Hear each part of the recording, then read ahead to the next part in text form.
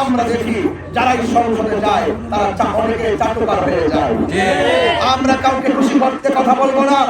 আমরা মানুষের মাঝে ইনসাফ আর নীতি আর ন্যায় আমরা মনে করি যে বর্তমান সংসদে ইসলামী ধর্মীয় মূল্যবোধের যদি উপস্থিতি থাকে তাহলে নিঃসন্দেহে আমি মনে করি একটা এমপি মন্ত্রীও বাংলাদেশের টাকা বিদেশে পাচার করবে। আসসালামু আলাইকুম ওয়া রাহমাতুল্লাহি ওয়া বারাকাতুহু। প্রিয় চারুলিয়া মুক্তবাজারবাসী এবং চারুলিয়া ব্যবসায়ী বন্ধুরা এবং যারা এসেছেন অন্য ধর্মে যারা আছেন সকলকে আদাব জানাচ্ছি। সুপ্রিয় চারুলিয়াবাসী, আমরা আপনারা জানেন যে দীর্ঘ 2 মাস ধরে আমরা চুনারঘাট মাধবপুরে রন্ধ্রে রন্ধ্রে চা শ্রমিকদের দাঁড়ে দাঁড়ে আমরা নির্বাচনী প্রচারণায় আমরা মোমবাতির প্রতীকে নির্বাচনী প্রচারণা শুরু করেছিলাম। এই ধারাবাহিকতায় আজ আমরা নির্বাচনের খুব সন্নিকটে এসে উপনীত হয়েছি। এই সময়টা এত শর্ট হয়েছে যেখানে আমি সব জায়গায় যাওয়া, সবার সাথে বসে কথা বলা, সময়টাকে মানে নির্ধারিত সময়ে পৌঁছার ক্ষেত্রে অনেক ধরনের সমস্যার সম্মুখীন হচ্ছি। সুতরাং এগুলো আমার মনের অজান্তেই হচ্ছে। আমি আপনাদের মধ্যে বলতে চাই, আমরা শান্তি চাই, আমরা নিরাপদ জীবন ব্যবস্থা চাই, আমরা ব্যবসায়ীদেরকে নিরাপদে ব্যবসা করার সুযোগ দিতে চাই, আমরা চা শ্রমিকদের মুখে, মেহনতি মানুষের মুখে, সিএনজি চালকদের মুখে, ভ্যান চালকদের মুখে, অটো চালকদের মুখে, বাস চালকদের মুখে, সবার মুখে হাসি ফোটাতে চাই। আমার ভাইয়েরা, আপনাদের খেদমতে আমার কথা হলো, আমরা মনে করি যে বর্তমান সংসদে ইসলামী ধর্মীয় মূল্যবোধের যদি উপস্থিতি থাকে তাহলে নিঃসন্দেহে আমি মনে করি একটা এমপি মন্ত্রীও বাংলাদেশের টাকা বিদেশে পাচার করবে। এখানে যেই মনে বাগদায় সেই মনে শিয়ালি বাগ হয়ে যায়। এই জন্য ওখানে গিয়ে কথা বলতে হবে, দেশের পক্ষে কথা বলতে হবে, ধর্মের পক্ষে কথা বলতে হবে, স্বাধীনতার পক্ষে কথা বলতে হবে, সার্বভৌমত্বের পক্ষে কথা বলতে হবে, অধিকার হারা মানুষের পক্ষে কথা বলতে হবে, বঞ্চিত মানুষের পক্ষে কথা বলতে হবে। আজকে আমরা দেখি যারাই সংসদে যায় তারা অনেকে চাটুকার হয়ে যায়। আমরা কাউকে খুশি করতে কথা বলবো না। আমরা মানুষের মাঝে ইনসাফ আর নীতি আর ন্যায়ের ভিত্তিতে আদর্শ সমাজ বিনির্মাণে আমরা কাউকে ভয় করে নয়, এক আল্লাহ এবং তার রাসূলের বিধানকে বুকে ধারণ করে এই দেশের মানুষ এবং দেশের মানুষের অধিকারের পক্ষে কথা বলতে চাই। আমার ভাইয়েরা, অনুরোধ করে বলবো, আজকে যারা এসেছেন অনেক ঘন্টা ধরে আপনারা অপেক্ষা করেছেন। আজকে আমরা যারা নির্বাচন করতে আসছি, আপনারা জানেন যে আপনারা অনেক কষ্ট করে এই মোমবাতির প্রতীকে জায়গায় জায়গায় ওয়ার্ক করছেন। আমি যদি আপনাকে আশ্বস্ত করি আপনি বুঝতে পারবেন। আমি প্রথম দিন বলেছিলাম কোটি টাকা নয়, ভালোবাসার ভিত্তিতে রাজনীতি হবে, কোনো পেশি শক্তির মাধ্যমে নয়, মনের মণিকোটায় ভালোবাসা স্থাপন করে রাজনীতি করতে হবে।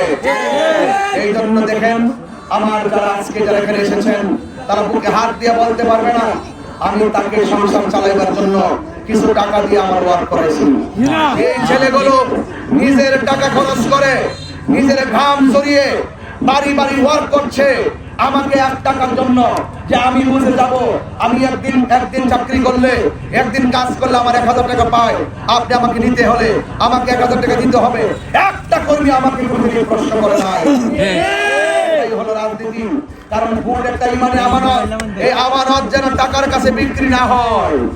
আমাদের দেশে অনেকে ভোটটা নির্বাচন আসলে নিজের নীতিকে বিক্রি করে দেয়, নিজের আদর্শকে বিক্রি করে দেয় এবং নিজের নৈতিক চরিত্রকে বিক্রি করে দেয়।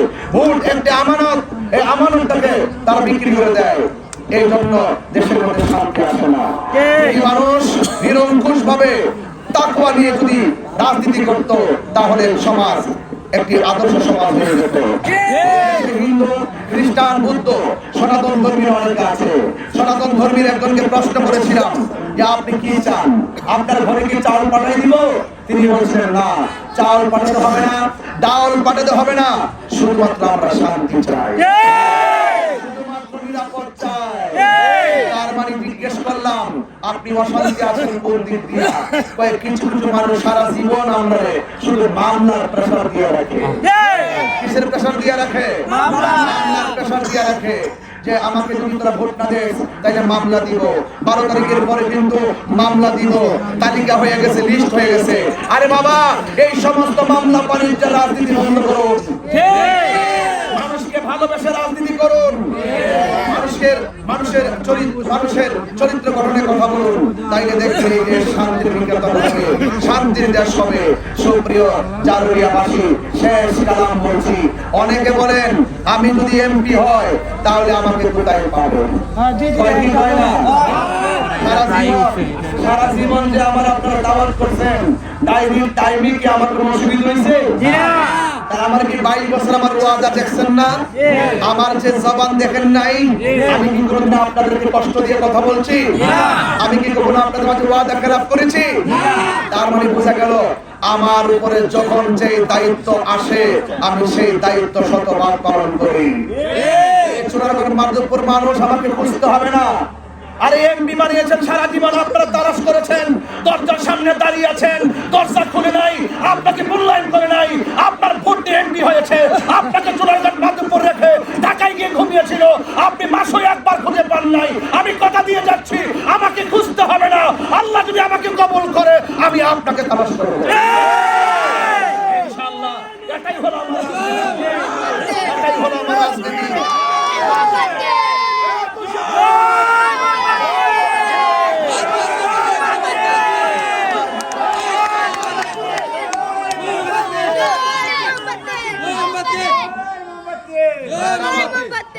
তার মানে আপনারা যারা আসেন আমার প্রতি আপনার বিশ্বাস আছে তো? আপনাদের বিশ্বাসের মর্যাদা আমি রাখবো ইনশাআল্লাহ। সবাই ভালো থাকবেন। জয় হোক মেহনতি মানুষের, জয় হোক চা শ্রমিকের, জয় হোক ব্যবসায়ী বন্ধুদের, জয় হোক মোমবাতি প্রতীকের। আসসালামু আলাইকুম ওয়া রাহমাতুল্লাহি ওয়া বারাকাতুহু।